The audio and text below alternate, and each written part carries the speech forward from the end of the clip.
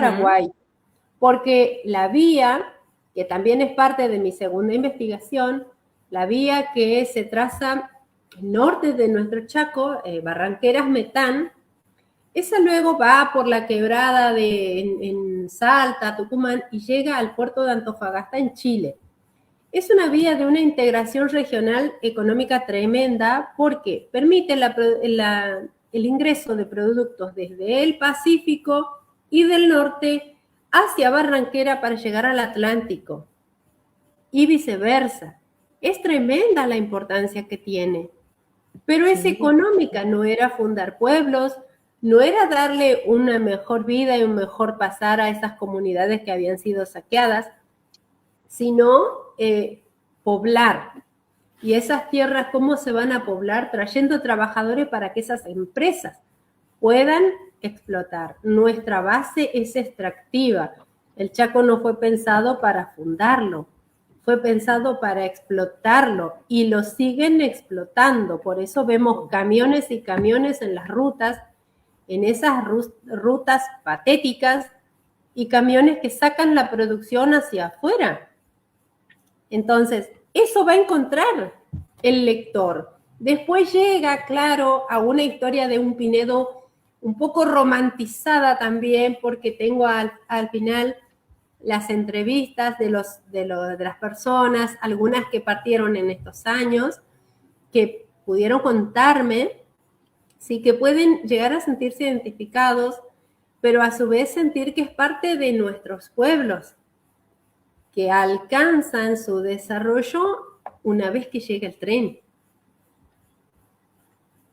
Me encanta cómo vas narrando este libro. Ahora tengo que ir a la feria de Chacú Guaranítica, pero de Resistencia, lo voy a buscar allá, porque esta es una de las sedes de Librería La Paz. Pues lo considero fundamental. Me gusta cómo abordaste también, haciendo ese contrapunto y esa red de qué pasa en el oeste, qué pasa en el oeste, cómo fuimos nacidos de la explotación, este corazón chaqueño, como como diría Galeano, nuestras venas siguen sangrando hoy en día. Exactamente. Bueno, la vez pasada me pasaba un familiar que tengo en Buenos Aires, lo había buscado al libro y está en Mercado Libre para quienes por ahí no pueden moverse, ¿sí? Pero eso, para mí eso es importante porque esos son nuestros pueblos. Y abordamos a partir de Meder, de Pomper de Valenzuela, de Guido Miranda, que son en todo caso los padres de nuestra historia chaqueña, para poder contextualizar las historias de nuestros pueblos. Y algo que yo decía cuando presentamos mi libro en el 24, que podía ser por ahí el puntapié también para que otros interesados de los pueblos empezáramos a contar la historia de los pueblos. Yo invitaba aquí en Pinedo a que formáramos como una comisión civil en resguardo de la historia. ¿Por qué? Porque los viejitos se nos están muriendo y se están llevando todo eso. Venido el caso, yo tuve la suerte y la bendición de poder alcanzarlo con vida, aunque ya enfermito, a don Cacho Schilling, que fue el hijo del administrador de Welber, de la fábrica Welber, que vivió en dependencias de este chalet. ¿Ese chalet sigue en pie todavía? Y sigue en pie. Bueno, los Welber cuando venden sus propiedades, que levantan la fábrica en 1941, a partir del 39, cuando decae el precio del tanino, todo por una estrategia de la Forestal, que fue la gran explotadora del quebracho acá en nuestro país, en el norte, empiezan ellos a liquidar sus posesiones, sus terrenos, sus campos, sus casas, y venden después el chalet a una familia, esa familia luego lo vende a otra, y los hijos de esa otra familia, que vendrían a ser la segunda generación, viven en el chalet. Está bueno como para ir a los que son también aventureros, el acercarse y conocer. Tenemos ahí un grupo de amigos conocidos que les gusta la historia, otros que son motoqueros, y ellos van buscando distintos puntos Sí, históricos, patrimoniales de todo Chaco para ir a conocer, sacar fotografías, así que ahí tienen una referencia como para ir a conocer un poco de historia de nuestras localidades regionales, de todo lo que es el sudoeste, y acompañado fundamentalmente de este libro, Pilar, que necesitamos tener en cada una de las bibliotecas, que es el tuyo, Nélida, ¿no? Y comentaste algo que era esta parte histórica más romantizada de cómo nacen los pueblos. Y acá te decimos, ¿cómo definirías que nace Pinedo desde esta versión romántica que tienen de las memorias de los abuelos, las memorias de antes? ¿Cómo podrías vos bueno, comentarnos eso?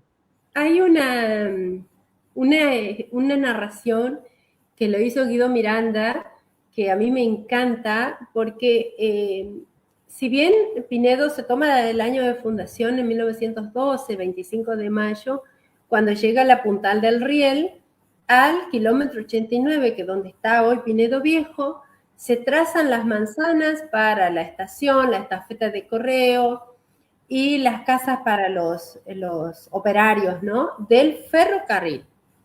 Pero se traza por ahí porque había disponibilidad de quebracho en los alrededores. Ujú.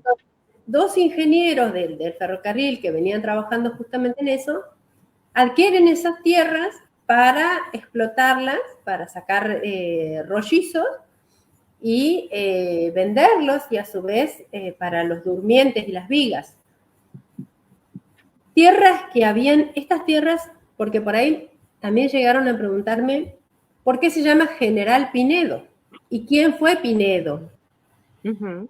Bueno, ese general Pinedo, que nunca conoció ni el Chaco ni supo dónde quedaban sus tierras, porque de hecho ya había muerto antes de Chaco, fue un general que se desempeñó en las guerras en compañía de Juan Manuel de Rosas, estuvo en la segunda invasión inglesa y falleció en 1834.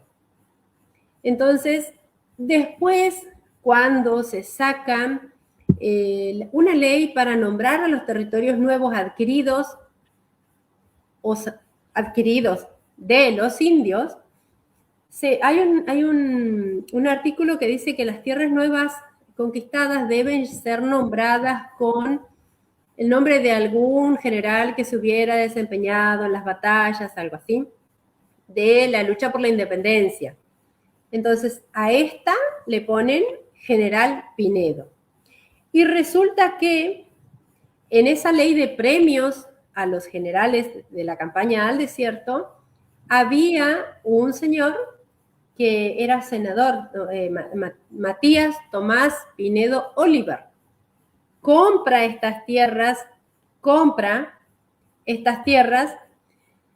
y luego las vende, como hicieron muchos y como siguen haciendo hoy en día, por más que lo quieran tapar, ¿sí? Luego las vende. Estas tierras las vende a esos dos ingenieros del ferrocarril, Dávila y Bárbara. Ellos toman estas tierras a plazo, a pagar a plazo. 1914 era el boom del durmiente, del tanino por la Primera Guerra Mundial. Entonces, ellos después van a quiebra. Es como que le devuelven las tierras a Oliver, a Pinedo, ¿sí? A su vez la construcción de las vías avanzaba. Pinedo es senador y ante todo las tierras son un valor de cambio. No le interesa, ¿sí? Estamos ahí, 1914, el tipo tiene las tierras de vuelta. Entonces, ¿qué hace? Y esto es algo que habla Guido Miranda del éxodo. Así como hablamos del éxodo del pueblo jujeño en aquella batalla de Belgrano, bueno, tenemos el éxodo del pueblo de Pinedo, de los pobladores. La gente que se había instalado a vivir ahí en las ranchadas, en las casas construidas de palo y barro en el primer Pinedo, donde hoy es Pinedo Viejo, son desalojadas. de esa primera ocupación. Pinedo los expulsa porque eran sus tierras, ya no de Dávila y Barbarat. Entonces, Guido Miranda dice, tomaron los postes, las chapas de zinc, sus animales, ataron y cargaron todos esos carruajes y salieron al camino y se trasladaron 2 kilómetros al este a la tierra fisca. Y te juro que vos cerrás los ojos y te acordás como las epopeyas de aquellas de los romanos. Dice, iban caminando y los hombres delante a caballo y el resto detrás, los perros, las cabras. Y donde veían pastizales, descendían del caballo y controlaban la pastura y la humedad, si era suelo apto y si había posibilidad de encontrar agua. Donde ello ocurría, paraba la caravana y se instalaban ahí. Y así hacían sus casas. Y de hecho es lo que ocurrió. Entonces, luego, ahí empieza la variación del nombre. 1911 ya había algunos pobladores acá, pero era el fisco. Donde yo vivo hoy, de hecho, estoy a 2 cuadras de la terminal de ómnibus y a 3 de las vías. Esto era Pueblo Fisco y hacia atrás de mi casa tenemos Pinedo Viejo. Yo estoy en lo que era Pinedo, Pueblo Fisco. Entonces, estos pobladores de este éxodo se instalan en las tierras fiscales, creando ese pueblo fisco, los trabajadores antiguos, ¿no? Y se instalan ahí, empiezan a hacer sus pocas casitas con los materiales que tienen a mano y a buscar trabajos en obrajes, en criar de animales, algo así, en los obrajes de los costados. Con el tiempo se fue llamando Pueblo Fisco. Entonces, Pinedo, el senador Pinedo, al poner las tierras a venta, son adquiridas por Guillermo Welber, industrial que en 1917 va a comenzar la instalación de la fábrica de extracción de tanino con dependencias ahí en donde anteriormente era Pueblo Pinedo Viejo, digamos. Entonces empieza a convertirse en un foco de atracción para trabajadores, porque era una fábrica, era muy importante. Y la gente, ¿dónde va a venir a vivir? Acá, en Pueblo Fisco, a hacer casitas de barro, como se conoce, ¿no? Antiguamente. Y a su vez, los dueños que eran alemanes traen a sus propios ingenieros, porque sabemos que el alemán antiguo era muy resista, entonces no empleaba a correntinos o paraguayos, que era la mayoría de los trabajadores de las provincias vecinas. Correntinos, paraguayos, y después de la rama europea, alemanes, ¿sí? Había suizos también, como Schilling, de los que yo te estoy hablando. Y así se va poblando. Entonces, durante un tiempo vamos a tener al general Pinedo con la fábrica, que empieza a trabajar en 1924, y a la par, en 1920, empieza el segundo ciclo económico en Chaco, que es el del algodón, del que habla Guido Miranda. Y Welber también tenía campos de algodón. Eran campos que alquilaban. Entonces, así como vienen los braceros, los cosecheros, también viene gente a trabajar en las fábricas. Entonces, crece Pinedo Viejo, es el Pueblo Fisco, y el Pinedo Viejo allá. Ahí tenemos 2 Pinedos. Y la gente de Pueblo Fisco, que empieza a crecer, ahí van a llegar el primer médico, que es Isaac Weizmann, que es el nombre de nuestro hospital, y Fausto Petray, que es el primer farmacéutico, y se instalan acá en Pueblo Fisco. Después se va armando una comisión de vecinos, ellos reclaman que el tren tuviera una parada en Pueblo Fisco, ante el ministro del Interior, que se llama el ministro del gobierno de Irigoyen, que era Ramón Gómez, el que llevaba todos estos trámites del interior. Esa comisión, presidida por un doctor Morales, elige nombrar al pueblo ministro Ramón Gómez, como el ministro del Interior que había conseguido la parada del tren. donde hoy día es la estación de trenes de acá en Pinedo.